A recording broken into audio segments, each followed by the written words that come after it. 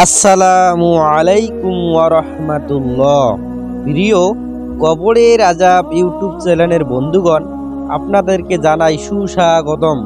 একজন মৃত ব্যক্তিকে জানাজা ছাড়াই কেন কবরে রাখতে চাইল? প্রিয় বন্ধুরা, ঘটনাটি জানলে আপনারা আশ্চর্য হয়ে যাবেন। এজন্য সম্পূর্ণ ভিডিওটি দেখার অনুরোধ রইল। জানাজার অংশগ্রহণের শিষ্টাচার হচ্ছে চিন্তা করা, গাফলতি থেকে সতর্ক হওয়া, মৃত্যুর প্রস্তুতি নেওয়া এবং বিনম্রভাবে জানাজার সামনে চলা। জানাজার আরও একটি শিষ্টাচার হচ্ছে মৃতের প্রতি সুধারণা পোষণ করা। যদিও সে পাপাচারী ও ফাসেক হয়ে থাকে এবং নিজের প্রতি কুধারণা রাখা যদিও বাহত ঠিক হয়, কেননা খাতেমার অবস্থায় বিপদ সংকুল, তার স্বরূপ কালো জানা নেই। এ কারণেই হযরত আমর ইবনে জর থেকে বর্ণিত আছে যে তার এক পাপাচারী প্রতিবেশী মারা গেলে অনেকেই তার জানাজায় যেতে রাজি হলো না, কিন্তু আমর ইবনে জর রহিমাহুল্লাহ গেলেন এবং জানাজার নামাজ পড়লেন। মৃতকে কবরে নামানো হলো। তিনি কবরের কিনারায় দাঁড়িয়ে বললেন, হে অমুক, আল্লাহ তোমার প্রতি রহম করুন। তুমি সারা জীবন তাওহীদের সাথে জীবন যাপন করেছো এবং নিজের মাথা সিজদায় ভুলুণ্ঠিত করেছো। যারা বলে তুমি গুনাহগার ও পাপাচারী, তাদের উদ্দেশ্যে বলতে চাই, আমাদের মধ্যে কেউ কি গুনাহগার ও পাপাচারী নয়?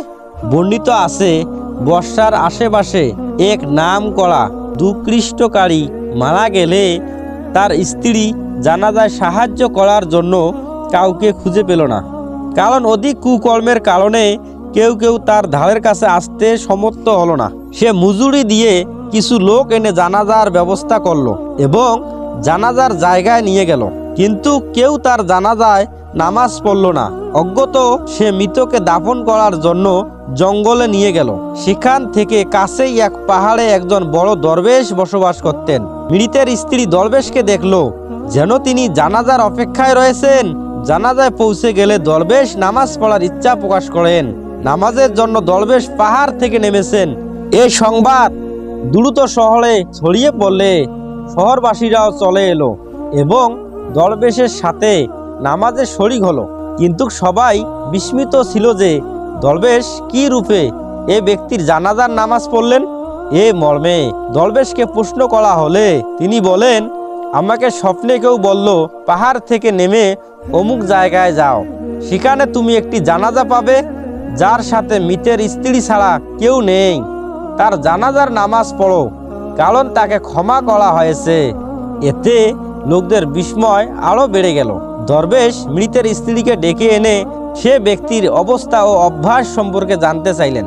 স্ত্রী বলল, তার অভ্যাস ও চরিত্র সবারই জানা, সারাদিন পানশালায় পড়ে থেকে মদ পান করত। দরবেশ বললেন, চিন্তা করে বলো, তার কোনো সৎকর্ম তোমার মনে পড়ে কি? সে বলল, হ্যাঁ, 3টি বিষয় ছিল। এক সপ্তাহ সকালে যখন নিশার ঘোর কেটে যেত তখন পোশাক বদলিয়ে উজু করত এবং ফজরের নামাজ জামাতে আদায় করত। এরপর পানশালায় পৌঁছে কুকর্মে লিপ্ত হতো। 2, কখনো তার ঘর ইয়াতিম শূন্য থাকতো না। 2-1 ইয়াতিম সর্বদাই থাকতো। তাদের সাথে সে আপন সন্তানের চেয়েও বেশি সদ্ব্যবহার করত, তাদের খোঁজ খবর নিত। 3 নাম্বার, রাতে যখন তার নেশা কিছুটা প্রশমিত হতো তখন অন্ধকার রাতে কান্নাকাটি করে বলতো, ইলাহি, তুমি তোমার দোজকের কোন অংশটি এ নাপাক অদম দ্বারা পূর্ণ করতে চাও? এ কথা শুনে দরবেশের সন্দেহ দূর হলো এবং তিনি আপন নিবাসে ফিরে গেলেন।